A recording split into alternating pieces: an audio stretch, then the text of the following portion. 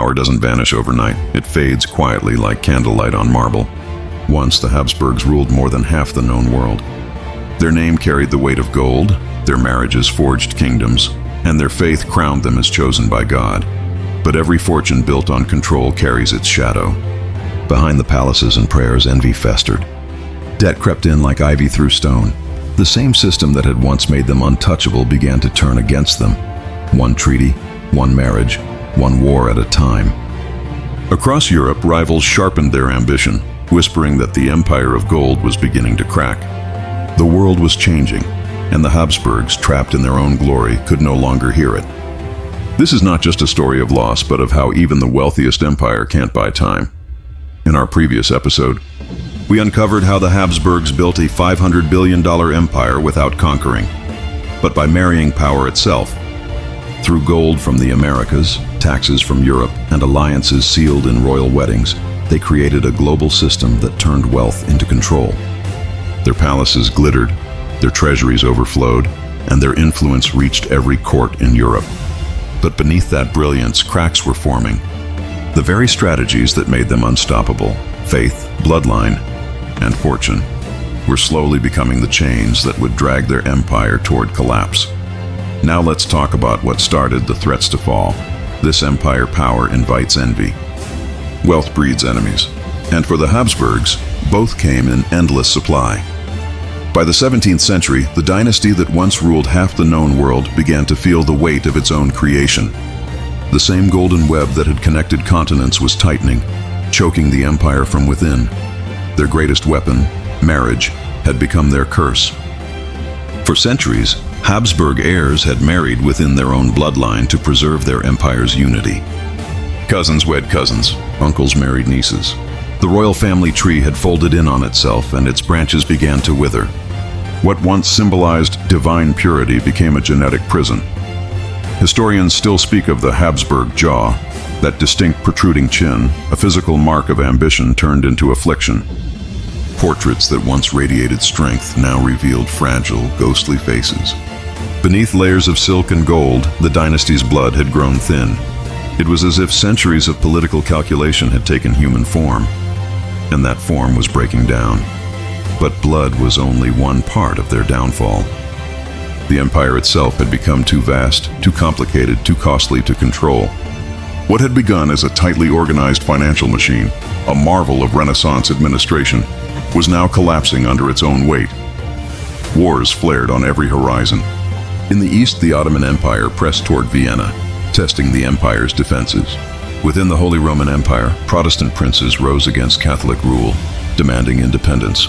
And in the west, France and England plotted to carve away Habsburg territory piece by piece. Each war drained the treasury faster than the silver from the Americas could fill it. The 30 Years' War, from 1618 to 1648, became the empire's bleeding wound, a catastrophe so vast it changed Europe forever. What began as a religious dispute spiraled into an inferno of politics, faith, and vengeance. Whole cities vanished in flames. Farms were reduced to ash. Millions perished, not from battle, but from famine and plague. By the war's end, the Habsburg treasury was a shell. Once mighty Spain, the jewel of their inheritance, was bankrupt. Galleons still crossed the Atlantic heavy with silver, but inflation devoured its worth. The gold that had built cathedrals could no longer buy loyalty. Debt became the empire's new enemy. The great bankers of Europe, the Fuggers of Augsburg, the Genoese merchants, the financiers who once bowed before Habsburg might, now held the dynasty's fate in ink and paper. Interest payments consumed tax revenues. Even the imperial court in Vienna began pawning jewels to pay soldiers.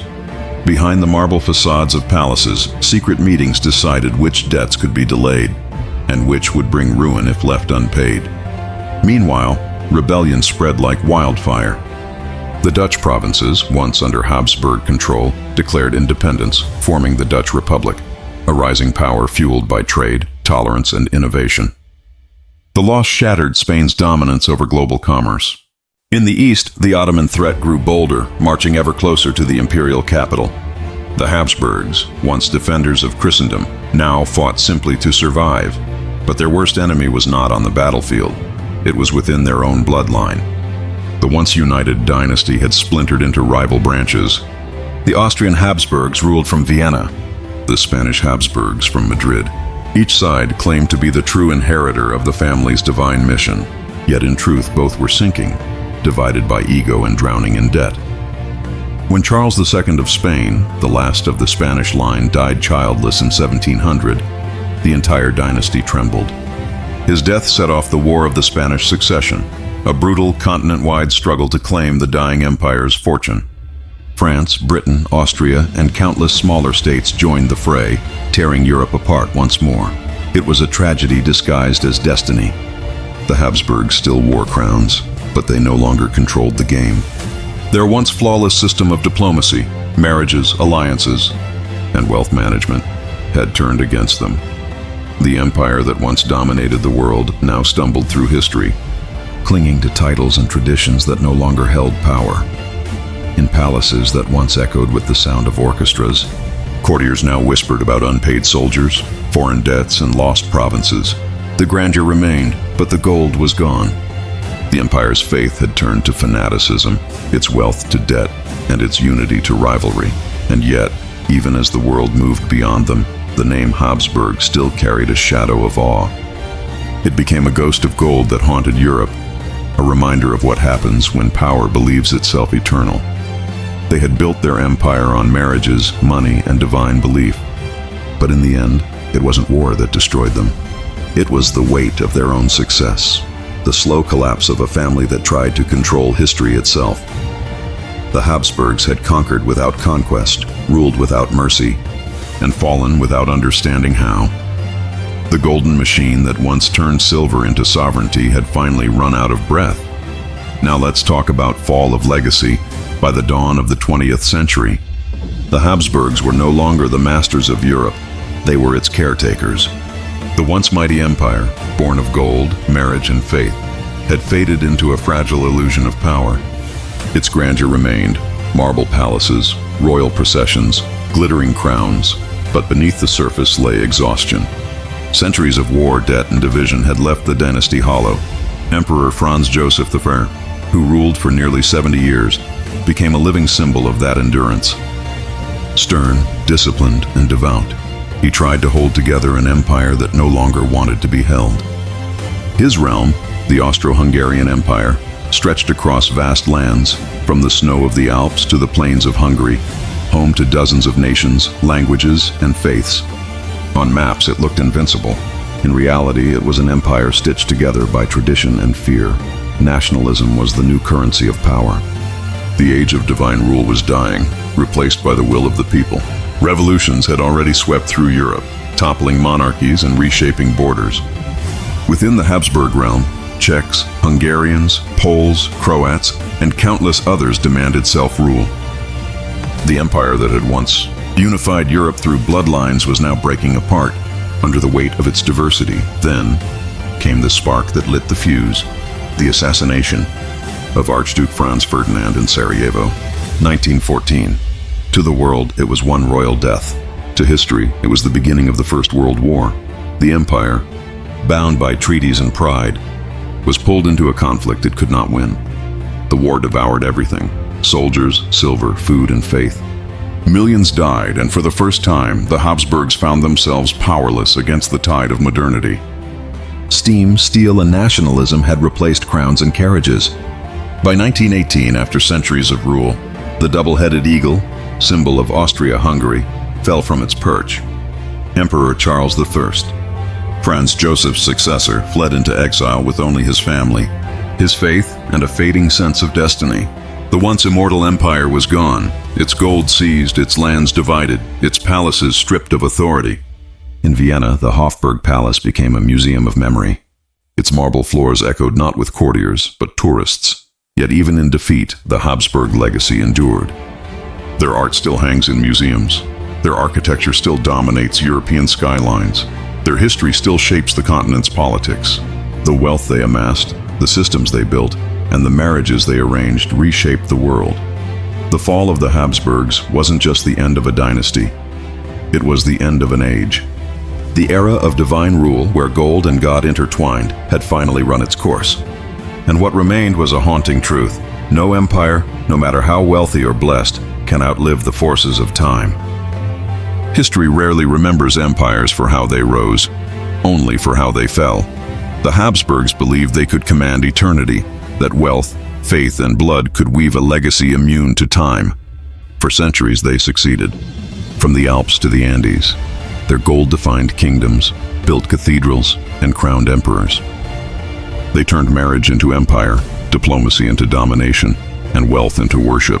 But even the most intricate machine rusts. Their decline wasn't sudden. It was a slow unraveling, centuries in the making.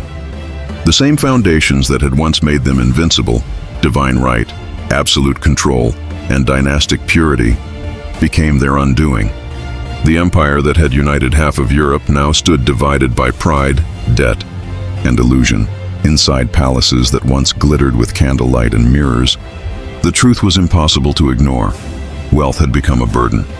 Their art, their jewels, their thrones, each was a relic of a world that no longer believed in kings.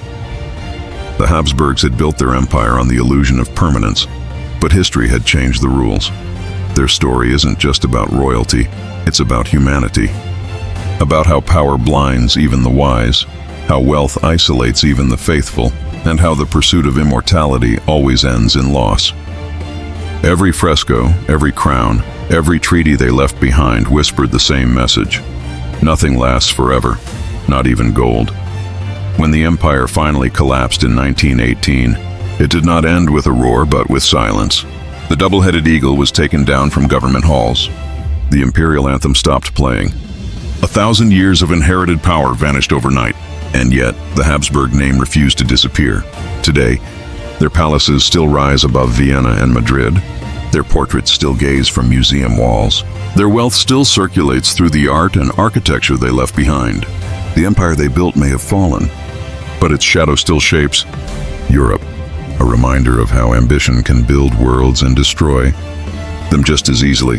The Habsburgs defined what it meant to rule without boundaries, and paid the ultimate price for believing that power could last forever. Their rise was built on gold, their fall on the weight of it. Empires, like fortunes, are only borrowed from time, and time always demands them back.